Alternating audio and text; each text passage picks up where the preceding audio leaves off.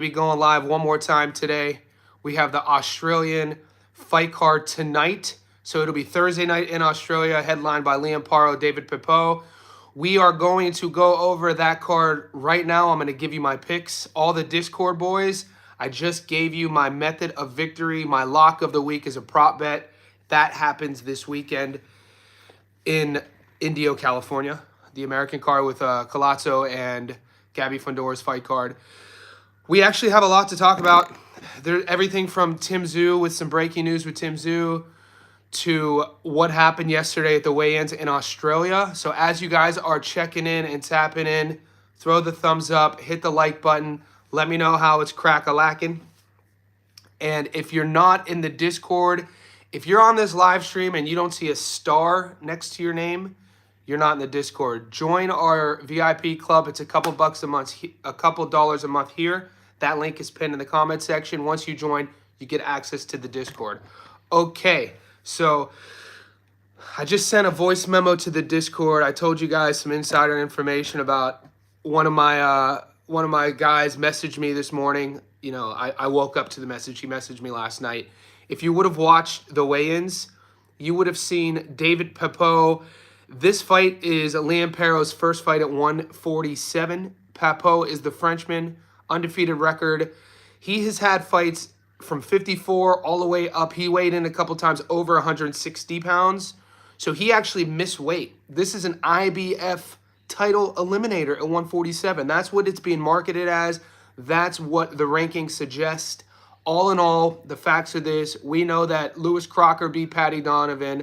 Lewis Crocker is the new full world champion at 147. And this winner is next in line to fight for that belt. All the politics have to fall into line throughout for this to go down. But the facts are this. Whoever wins will position themselves for a potential world title fight. Now, you have to weigh in at 147. Papot misses weight. Usually, I mean, I don't know too many times that the commission gives a fighter over 2 hours to cut the weight. So they gave Papot, I was told, over 2 hours to make the weight. And he actually did. And, you know, from one of my guys who was there at the weigh-in, they played it on TV on the YouTube channel, but he was there watching. He said Papot looked terrible. He said the weight cut must have been horrible. He doesn't know if it was because he got to Australia late, didn't acclimate. But I initially said that Liam Paro, you know, first fight at 47, going to be the smaller guy. I was taking Liam Paro by decision. I'm changing my bet just so all of you know. I'm taking Liam Paro by stoppage. I think he's, you know, from now, Papot is going to be his strengths. He's a southpaw, just like Paro. He kind of moves a bit. I've seen him use the entire ring. I've seen him fight off that back foot. He's not a guy who's, you know, not a lot of volume. He's not really going to want to attack you on your front foot and put the pressure on you. And I definitely don't expect him to fight like that against Liam. I think Liam's going to go out there to make a statement. If you know anything about Liam Paro, this dude has a chip on his shoulder. This guy was sort of overlooked his whole entire career, even leading up to the world title fight against Subriel Matias. Think about it. What Australian, he goes to Puerto Rico to win the world title as a world champion. Why doesn't he fight in Australia? You know what I mean? He's a world champion. Why doesn't he fight in Australia? Because that's a promotional decision. He was still being promoted by a matchroom at the time. But that's also up to the camp. That's also up to the fighter. I know why he didn't fight in Australia against Richardson Hitchens, because he always felt like he was overlooked, especially in his, you know, coming up with other guys. When Liam Paro felt within Australia that he was being overlooked by George Kambosos, and we all know here, George was definitely overlooked by the Australian media, by Tim Tszyu. So that was kind of the pecking order. All in all, Paro fights with a chip on his shoulder. He's one of these downhill fighters. Once he starts grooving and cooking, yeah. So I've changed my pick. The fight happens in about 12 to 13 hours. I got Liam to stop Papot. As you guys are checking in, what's up, boys? PJ, who is your underdog? the Dana White card, I didn't post it. I put it in the Discord, mate. Guys, the Contender Series is, don't even bet on that. If the reason why the Dana White Contender Series picks are in the Discord is because a lot of the boys bet on it. So in the Discord, PJ, I don't know if you're aware, you have your own chat going on. You know what I'm saying? So they don't have to rely on me. I'll give you my picks, but I'm the first one to tell you these are prospects fighting on the regional scene. Don't bet on them. If you do, don't put a lot. Yeah, the insider information on the Dana White Contender Series, he got starched. DJ Green, what's up? Good hump day. Hump day, hump day, hump day. Incoming knockout. I think so. Do you have upset alerts? Yep, we'll get to that. UMG, New Zealand in the house. Adu, I think Paro definitely going to knock this guy out. He's on a path since losing to Hitchens. Adu, I agree, buddy. Let's talk about the full card now. Okay, so we'll go down this fight to fight. DJ, we'll start there. Do I think Liam Wilson gets the knockout? I actually don't. I still don't. I like Liam Wilson by decision. My problem with Liam Wilson, I mean, he's been sold to us. He's been sold to us, the Australian public, as a guy who could punch, but we've seen he doesn't throw enough volume. He doesn't. I feel like he doesn't have the proper setups at the highest level to land his left hook. So he's not Jorge Santana. You know what, man? You're making me second guess it because the more I watch Jorge Santana's tape, I'm not thrilled with it either, though. So look, what I'm gonna do is on the money. So I'm going 2 different tickets, right? This is full transparency. I tell you guys all the time. One ticket is always money line picks, right? And that ticket is going to overflow into the weekend. My problem with, I'm not sold on Liam Wilson being the biggest of punchers that people say he is, and his knockout to win ratio suggests that. But when we've seen him at the domestic level, he is a big puncher. He even fights more confidently. Now Jorge Santana, man, when you watch his tape, he's a Dominican fighter. He's young. Doesn't do a lot of things. He has kind of a padded record, but he's bigger. He walks around bigger. And then also, I don't like what Liam looked like during the weigh-ins, man. Liam Wilson looked like he had a freaking brutal weight cut. Did you guys see the weigh-ins? I'm not too, I'm 100% convinced Liam Wilson does enough to beat Santana. I just don't know if I'm convinced. It's going to be one of those that if you guys pick the knockout or decision, you should be equally nervous about it. There are no absolutes in boxing. I am way more comfortable with Liam Paro knocking out Papot based off of what I saw Papot yesterday. And this is why I always wait to pick my method of victory props, because I want to see the weigh-ins. Because it's definitely a conversation we need to have. How many of you boys in the past nailed it because you watched the weigh-in, you saw something you didn't like or saw something you liked, and you kind of you picked your prop bet based on that? This is a huge integral element of sharp betting. Mar the Prince is back, the big fella. Mar, I thought you were... he must have just rejoined. Liam been stopped 3 times. Julius, we need to get your blue star back, big fella. Julius needs to sign up again.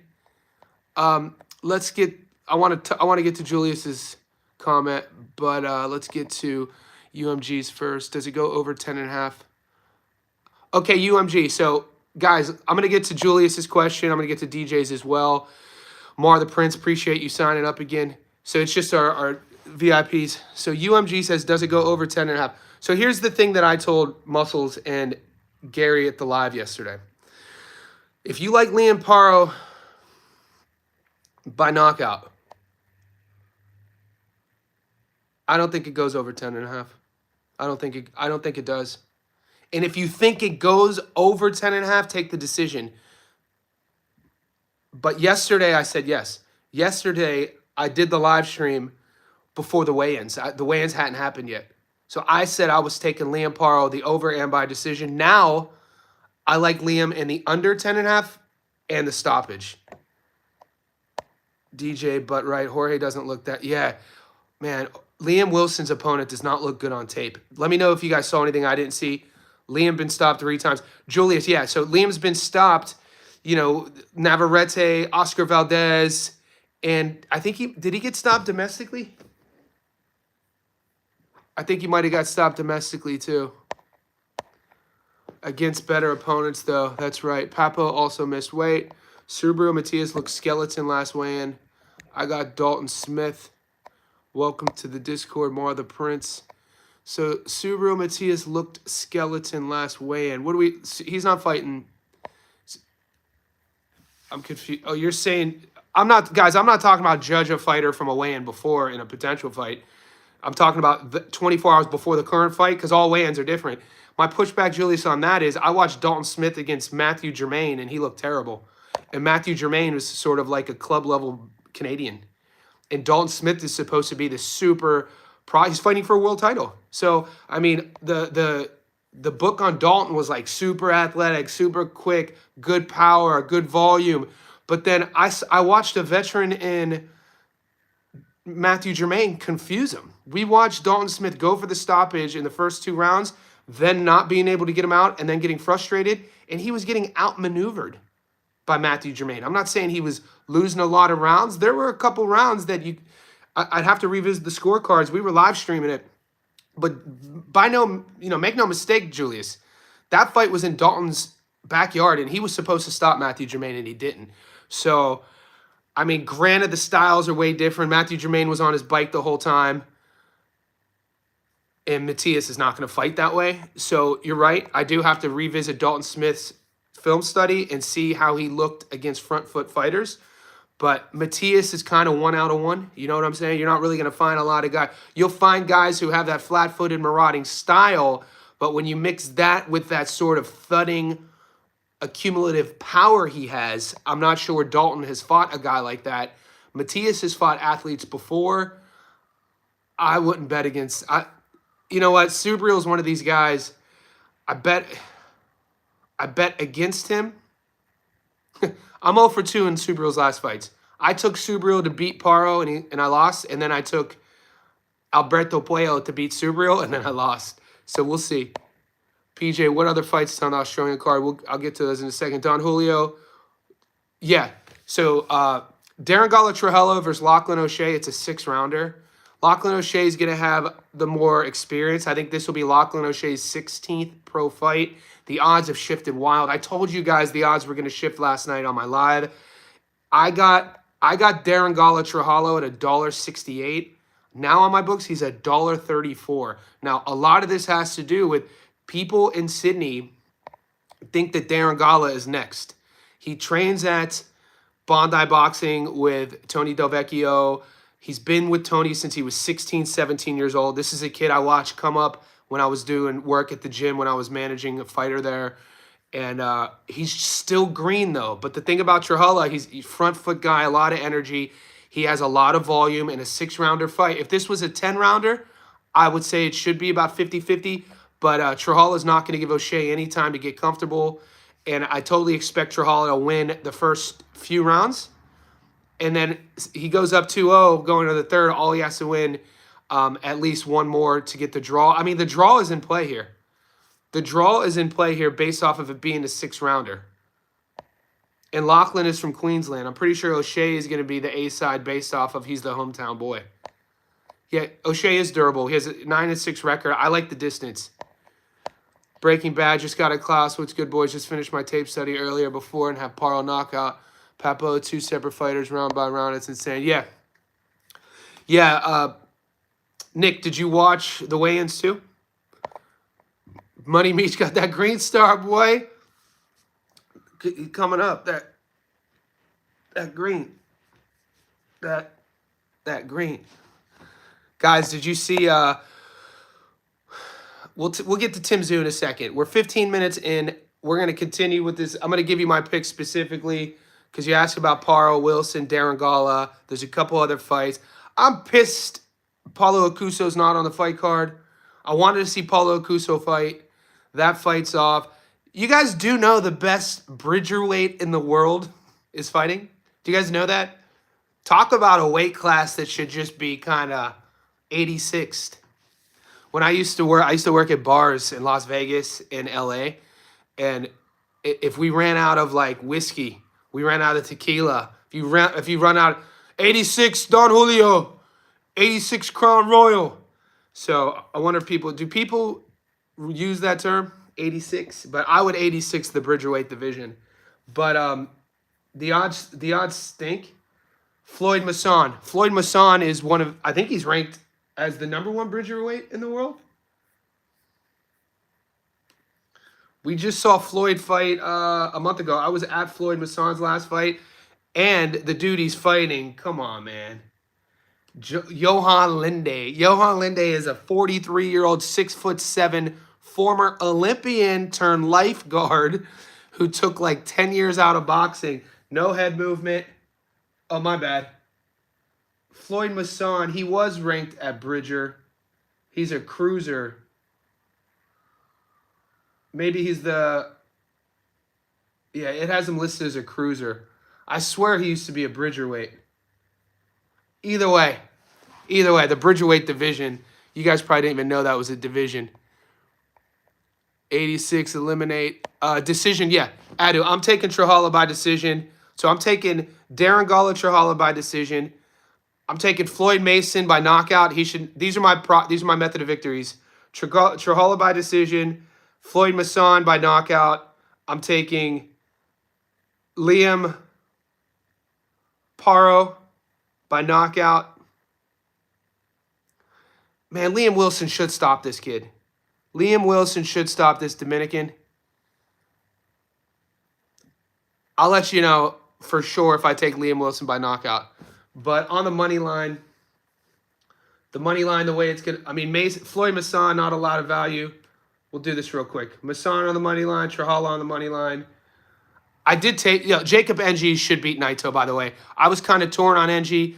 I made some calls. Jacob Ng, I brought him up on the live stream yesterday and with Gary. This kid, Australia thinks this kid's the next star. He hasn't fought in almost 3 years. He was undefeated, and then they DQ'd him against Billy Dibb. Billy Dibb is obviously former world champion. He'll be an Australian Hall of Famer for sure. And in like the 3rd or 4th round, NG picked him up and threw him down in the fight, and he lost via DQ. This is NG's first fight back. He's in his home land of Queensland, and the dude, comes out dressed like a flamingo, very tall and long for the division. I at first was kind of torn on NG, what he would look like. He does a lot of things on social media. I was kind of torn on his focus and his commitment to the game.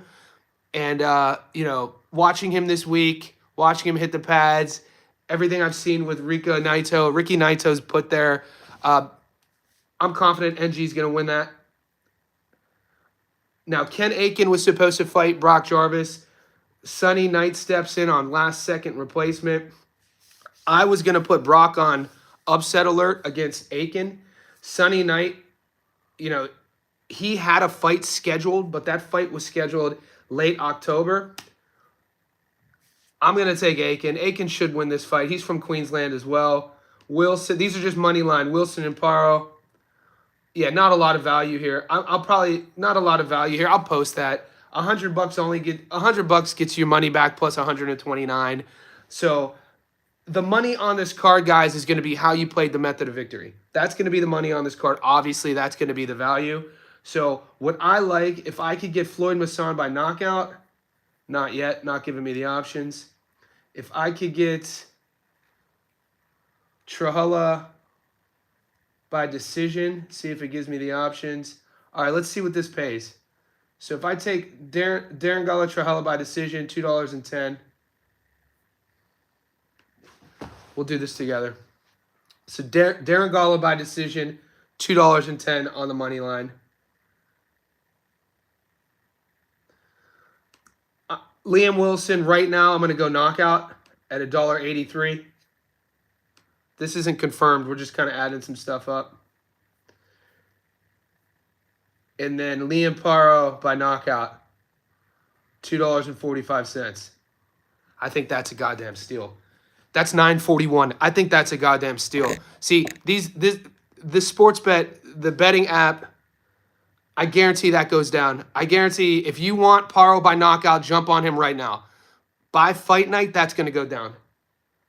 That's definitely based on the record. That 245, because the decision's $1.79, that 245 is based off of them seeing David Papot's undefeated record never being stopped. I'm pretty sure that a lot of people didn't watch the weigh-in internationally. I'm sure I don't know if the Vegas sharp guys watched the weigh-ins. You would think they would have. If you really, really want to just bet on one, you put 1,000 on Paro to win by knockout, you get your money back plus 1,045. I like that bet. That's probably my favorite bet of the night. Liam Paro by knockout, 245. I'm going to put that bet in right now. So those three, it's almost 9-1. And then we're going to move on. I'm gonna get the boys. I'm going to catch up to everybody. So we got 43 in the live. Guys, hit the thumbs up for me. Hit the thumbs up. Brought out the towel and they still missed. As a chef, I appreciate that. Yeah, 86, brother. Got mad love for the line. Got mad love for the line, mate. Brandon, I used to work at a fine dining steakhouse in Las Vegas at Planet Hollywood, the Planet Hollywood Casino called the Strip House. And the Strip House is I think there were 4 of them. It's originally out of Greenwich Village in New York City. It's a fine dining steakhouse. The one I worked in Vegas, famous people, it was Arnold Schwarzenegger would be there. Bernie Mac, rest in peace, Cedric the Entertainer, all the celebs. But steaks would be like $200, and we'd have to go to the back, chef may I call sort of place. Yeah, Gabby by stoppage is my prop of the week.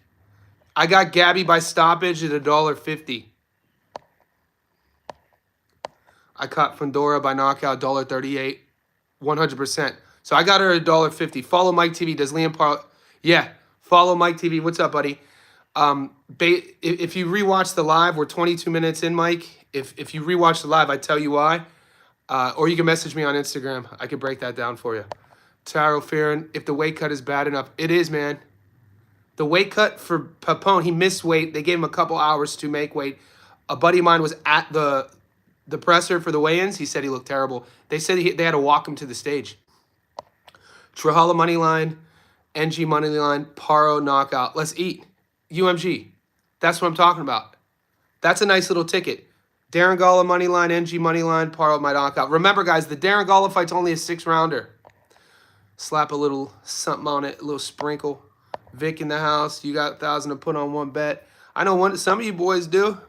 You know, I can't be some of the boys. You should see the messages I get, guys. That's why I never tell you how much I bet, because I don't want anybody to it's never about the money for me. You know what I'm saying? It's all about the advice. It's all about what I see. It's all about the craft. And the last thing I ever want to do is make anybody uncomfortable. You know, like when you see companies or athletes or celebrities, or they flex online and they post about how much they're betting, or, you know, what that shit, that's not how I roll. It's not my ethics. I don't want to make anybody, but, you know, anyway, on either side, you know, because if that's the case, people who floss what they win, all right, let me see the losses. Let me see the losses then if you're going to play that game, baby. What's going on? Crispy Chris in the house. Spill the beans. Chris, we're 24 minutes in. You got to be more specific. DJ Green went heavy on Paro. Me too. Me too, man. Hey, Johnny, you doing a live stream for the fights? Yeah. Chris B in the house. What's up? So the fights start. We'll see if I can stay up, man. I'm an old head. We'll see if I can stay up, bro. The Liam fights at 9 p.m. tonight. I put it this way, guys. Last night, I was in bed at 8 p.m. So we'll see if I can stay up till 9. I'll start. I definitely want to go live. I'll definitely go live. Of the money line bets, I want to tell you, based off of the bet I'm most comfortable with is the Paro by stoppage. I'm just torn on Wilson by decision or stoppage. My instinct is leaning more towards the stoppage. Based on, you got to think he made some adjustments. The kid, they're still pushing. He thinks he's a world title. I mean, he thinks he could be a world champion at 130. He just looked like he had a brutal weight cut, man. Did you guys watch the weigh-ins? Liam Wilson, damn, he looked drawn out to me. So that's either going to be, we'll see what happens. Jason Jr., Jersey Duval. All right, guys, so we're about 25 minutes in. I'm going to be quiet for about 30 seconds for the boys who just came in and give you guys the time to ask me any more specifics about the Aussie card. I covered all the fights already, but that was over the last 25 minutes. So kind of his opponent fell off stage as well. That's what I'm saying. Liam Wilson looked terrible at the weigh-in. And his opponent, the Dominican, 24 years old, he cuts a lot of weight. Chaz, even if and Chaz brings up a good point, Wilson's opponent almost had to get hospitalized. Liam Paro's opponent almost got hospitalized from the weight cut. Liam Paro's opponent missed weight. They gave him a few hours to make weight for the IBF for it to be a title eliminator, and he did. And when you watch Liam Wilson's opponent's fight tape, there's not a lot of good things to talk about. So Wilson should stop him. Do you think we'll have any upsets this week? Have a lot like last week, Santana, Jimenez, and Adams. Yeah, I picked 2 upsets. I won on Ryko and I won on Jimenez. I missed on Brandon, even though I called it. I told you guys not to pick Serhi based on him looking kind of loose. Let's talk. So UMG asks, do I see any upsets? Good question. We'll go down both cards real quick. Guys, I don't get betting options on those OTX cards. So I know there's Kurt Scobie, I think, is fighting this weekend. I don't cover those fights not because I'm not interested. It's just that for the live streams and for the Stats Don't Lie videos, I'm not going to invest time in doing film study and breakdowns in fights that I'm not even getting opportunities, A, to bet on, and B, to watch. So we'll go fight by fight. Do I see an opportunity for an upset? Floyd Masson versus Johan Linde? No. Trujillo versus O'Shea? I mean, Trujillo could be upset.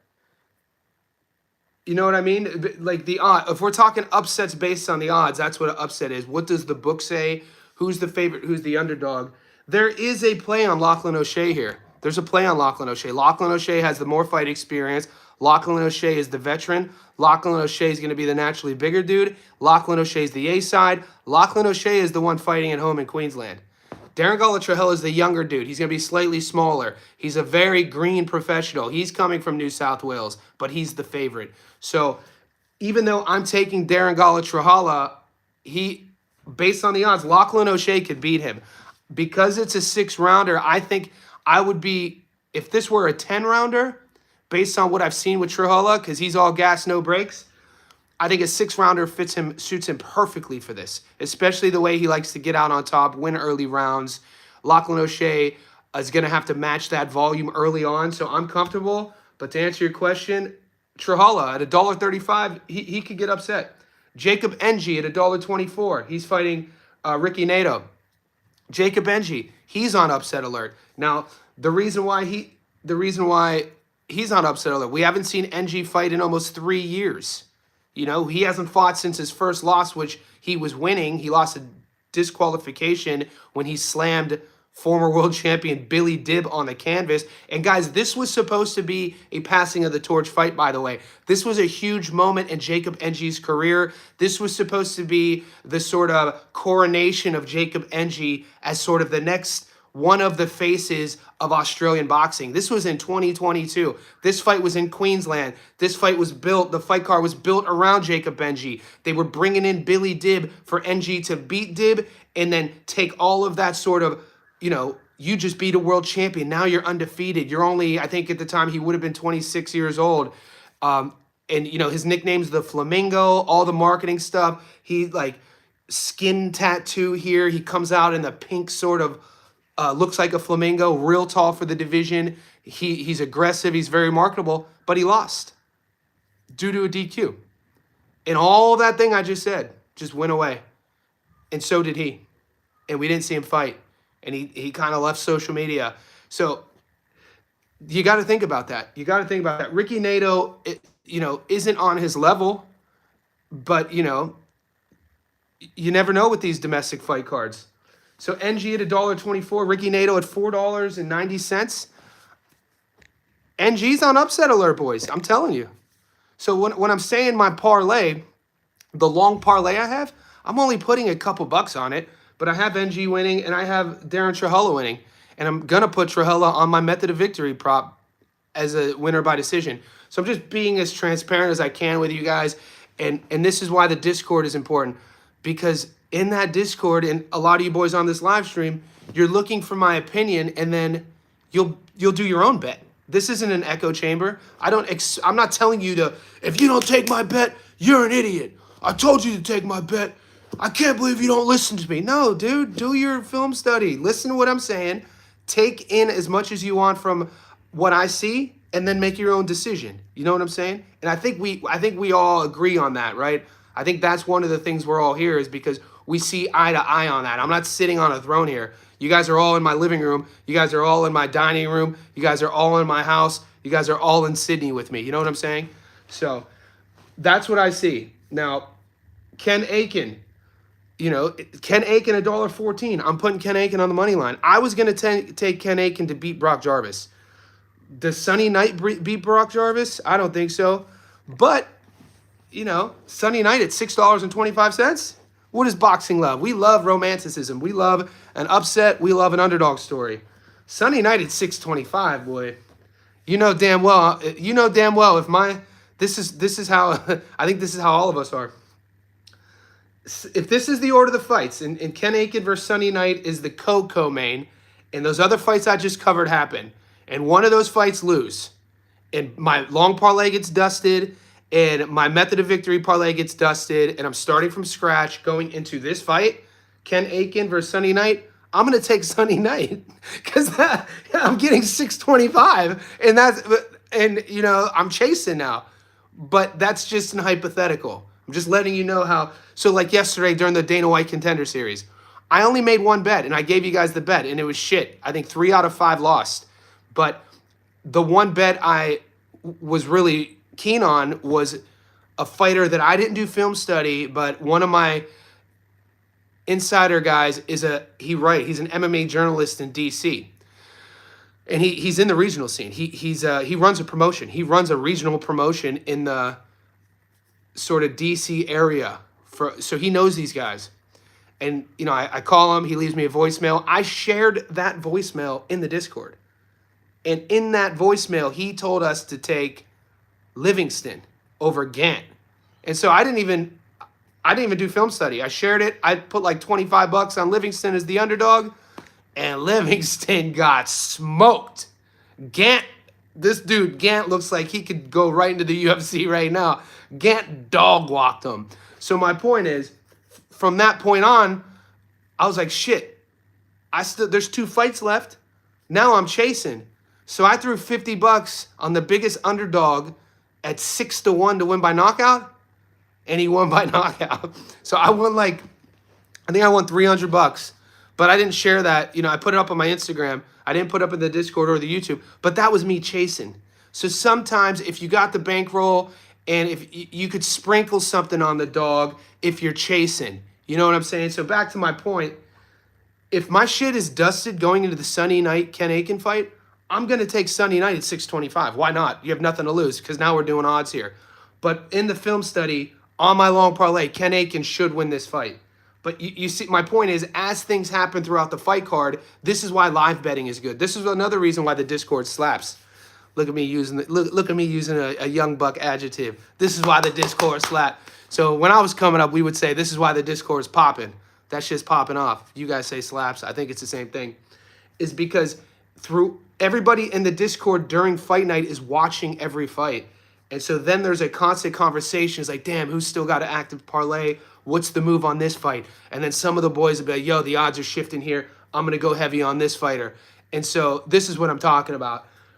The Ken Aiken Sunny Knight, in terms of value, if everything gets dusted, I'm probably going to take Sunny Knight. But right now, going into my long parlay, I got Ken Aiken. And hopefully that just helps kind of explain a little bit of the psychology of a bettor. Don't bet if you don't have a bankroll. Don't bet to get rich. Don't chase, even though I just told you how I do it. But I wouldn't really call that me. I wouldn't really say I'm chasing there. All right, here we go. Liam Wilson, Jorge Santana. Liam Wilson should win this. If Liam Wilson fought Jorge Santana 10 times, he would win 10 times. The question is it by stoppage or decision? Julie, you asked me though, UMG, is this an upset? I don't see an upset here. I definitely don't see Liam Paro losing. So there's a few fights, the 3 fights in the mid-range. Ken Aiken could get upset. Jacob Ng could get upset. Darren Gala, Trahala could get upset. The only way I would ever take the upset in those 3, though, like I said, if everything else gets smoked. And then that would be me then playing the odds, trying to chase. The one thing I must confirm, though, that I never bet the odds in my film tape. So, but that stuff changes during live betting. Hopefully you guys over time start to understand different methodologies, different sort of patterns of how to bet. And sometimes it works for you, sometimes it doesn't. Guys, there's times where I make my most money live betting after everything else. Like last week, I did so many hours of tape. I did too much tape. I was burned out. I watched too much tape last week. I started overthinking it. And, my huge bet with Canelo on the money line, I lost. But then I made it all back in Japan. Kind of chasing, taking the dog, even though I picked the dog to win. I told you guys not to take Yoshiki Takai. We ended up getting the Mexican at 5-1, dude. Let's go. So yeah, that's kind of my point. Let's see. I had a giant winning. Live betting could be free money. We stay lit. All right, guys. Do you guys want to talk about the Indio card with Gabby Fundora?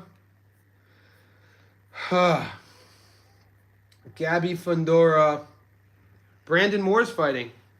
Did you guys see? I didn't know. So Brandon Moore's fighting DeAndre Savage. That should be a good dust-up. Kay Scott's fighting Olivia Curry. I think Kay Scott might... What card is this?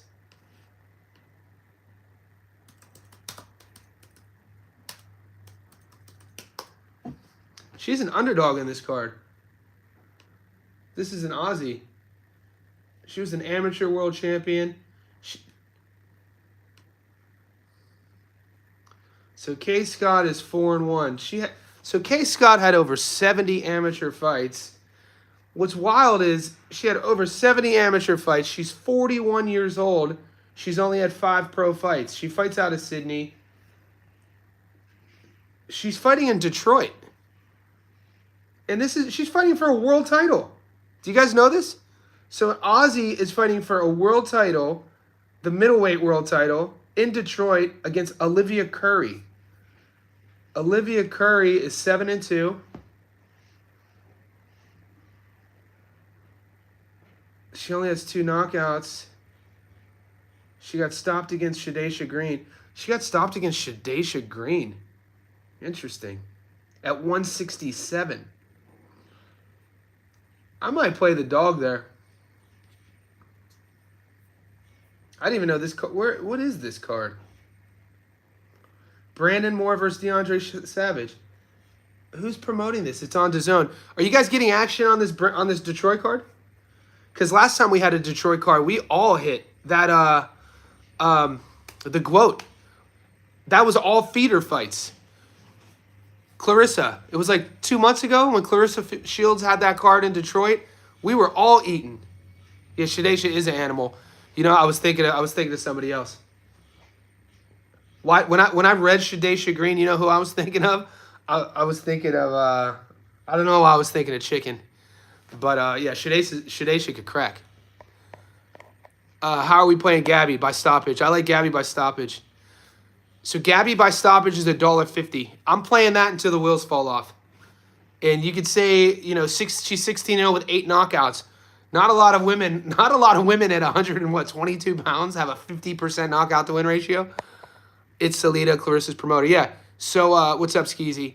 So I'm thinking, the Brandon Moore fight versus DeAndre Savage fight, that's a good fight. Olivia Curry versus Kay Scott, that's a good fight. Develle Smith's fighting. And then good on Clarissa, man. Good on Clarissa Shields. Because I see a lot of the ladies on this card. Savannah Teeny is on this card. So let's see what we're getting though. Let's see what action we're gonna get. So they're giving me two fights. So if you take Olivia Curry and Kay Scott, I don't know why I might take Kay Scott. I have to do film study. I'll wait to bet on the ladies. The ladies I'm waiting on is obviously, if you really want Gabby Fundora, you got to jump on her now by stoppage. I shared that in the Discord. I put that up on my Instagram. Those odds are going to shift, guys. She's at $1.50 right now. All right, so we're 40 minutes in, guys. So Tim Tszyu, did you guys hear about Tim Tszyu? I shared it. There's news to talk about Tim Tszyu if you want to talk about Tim Tszyu. It's widely documented. I think a lot of fight fans on here know that he has been with the same promoter, Glenn Jennings. Shout out to Glenn and his coaching staff, which is his grandpa, and the same exact team that his father had. And so this was part of the romance of Tim Tszyu, right? Tszyu 2.0. But we've seen mixed results. We haven't seen the best results with Tim. And people were talking about Tim should retire based off of the fight against Murtazaev and the two fights with Seb Fundora. But Tim Tszyu released a statement yesterday. And Tszyu announced that he's leaving Glenn Jennings and he's changing camps.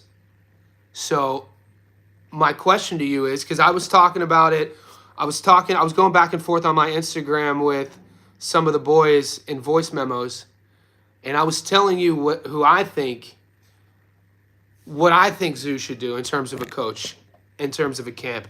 I want to hear what you guys think. Whoever has an opinion on that, where do you think Tim Tszyu should go? What coaching style suits Tim Tszyu in his style? Because my perspective is, at 30 years old, you're not going to teach an old dog new tricks in terms of how he operates mechanically. What you can do, though, with a guy is you could teach him different executions. You could teach him different tactics. You could teach him different game planning. And that's why different fight camps matter. You have certain fight camps who are known for being front foot fighters. And this is what I thought. So Skeezy says he would do very well with RGBA. And this is exactly what I think. I think that Tim Tszyu, now the only hesitation would then be is because Virgil is at 54 and they're in the same division. And, it's not that crazy to think of a potential Virgil Ortiz versus Tim Tszyu matchup down the road if Tszyu does find lightning in a bottle again and does hit a nice little winning streak. Because we know it'll only take Tim maybe 2 wins to put his name back in the, from here on out, Tim is going to fight big fights just because of the last name.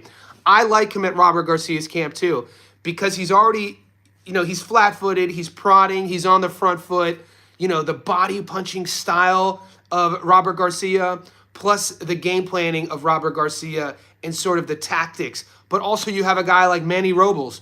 Manny Robles is a guy that, he fights, Los Angeles Boxing Club, I think is what they might call it now. But I think a Mexican style, somebody in America, I think he should leave Australia. I don't think that, and that's no shade on the Aussie fight camps, but, he has to think about sparring partners, bringing in guys like Michael Fox all the way from America to be your main sparring partner for Seb Fundora.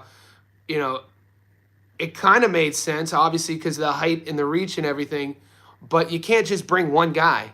You want to be around killers. You want to be around a lot of different dudes that are giving you good work, that are testing you. And that's what he needs at this point. He doesn't need sort of walk in the park sparring. He doesn't need sort of a camp that treats him like a son and treats him like a grandson. He needs a camp to strip everything away. It's kind of like that scene in Rocky 3 when Rocky had lost to Clubber Lang the first time, and he then reconnects with Apollo, and Apollo takes him to his old coach's gym, and they strip everything away. And in that storyline, they needed to teach Rock to have him fight on his toes. So, you know, they needed to work on his footwork. They needed to take his base from a wide base, flat-footed guy to a very narrow base. You know, the whole famous scenes, you guys have seen the film. They tie his ankles, you know, they get him on his toes, you know, doing beach running. The point is, Tim, if he's really going to make a run, and it sounds to me in the messaging that he really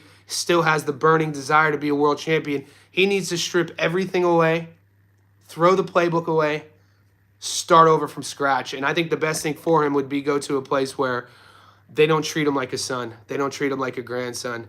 They need to treat him like another guy in the gym. And he probably has a lot of, he needs to prove it to himself that he could hang. He's been told since he was a pro in 2016 that he was the face of Australian boxing. Whatever way politically, you know, whether it was right or whether it was wrong, over time, when you start believing that you're the face of anything, no matter your performance, that is going to have an effect on something negatively. You can't just drink your own Kool-Aid. He needs to be around people that, especially when they're sparring, that they don't respect them. Abel Sanchez is a great call here. Abel Sanchez is a great call here, Moore. This is the sort of, I think that's the sort of pairing that would really do well. And because the thing about Tim Tszyu is he already has, I mean, fight fans adore him, kind of. You know, people will talk shit about Tszyu, but what I've noticed in my blog, on Facebook, what I've noticed on my YouTube channel, both in Australia and in America, he has fans, man, and they want to. He's one of these guys that they want to see him succeed. Mexican fans, because of that whole thing about he said he's a Mexican fighter, and I think he came out. Didn't he come out to? I don't know if he ever wore a sombrero, but he was kind of like endearing all of that. And who was he fighting when he was saying that he was the Mexican fighter? They were going to cheer for him. The Rocky movies, he lost Mickey, so sad he gets taken under his recent opponent, Paulo. Yeah. But anyway, we'll see what happens. He says he wants to fight by the end of the year, guys. It's already mid-September, 12 weeks. October, November, December. So he's been training. I know he's been, you know, posting a lot of shadow boxing videos. You'd have to think for a guy like Tszyu to have posted that yesterday, and if you're unaware of the post, it's on the YouTube channel, and I put it in the Discord, and it's on my Instagram. For Tszyu to have posted that, it had already happened. You know what I mean? He had already been prepared. It had already happened. So I'm just excited to see what the next announcement is, who he's training with. Because that being said, it's already happened, and he's already training. I would definitely take a tune-up. A nice tune-up at 54. What's a tune-up for Tim Tszyu at 54? Guys, let's see. Let's see what a tune-up is at 54. I'm going to go to BoxRec right now. It was Keith said, don't disrespect. Yeah, it was Keith. Darn it.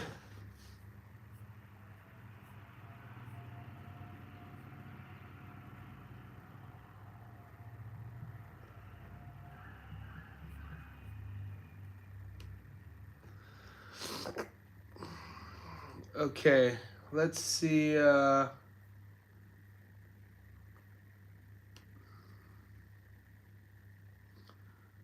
Somebody throw some names out there. Arias, Luis Arribas, Luis Arias, Garcia and Abel would be perfect. John David Jackson. Don't disrespect Mexican style. So they currently have Tszyu at number 12 at 54. Do you think Tim Tszyu beats Callum Walsh?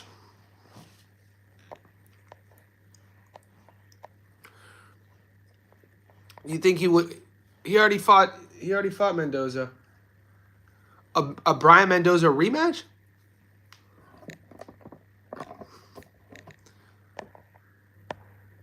I know it wouldn't happen, but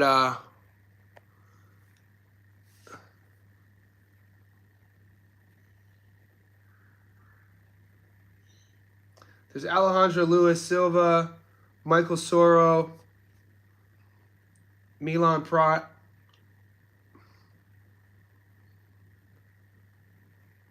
There's some tough guys at 54. Like, just fight styles. I know they wouldn't do it, but imagine putting Callum Walsh in there. Vargas.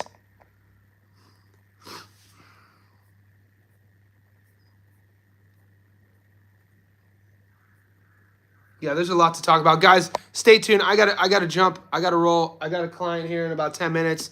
But we got fights tonight. I'm going live one more time today.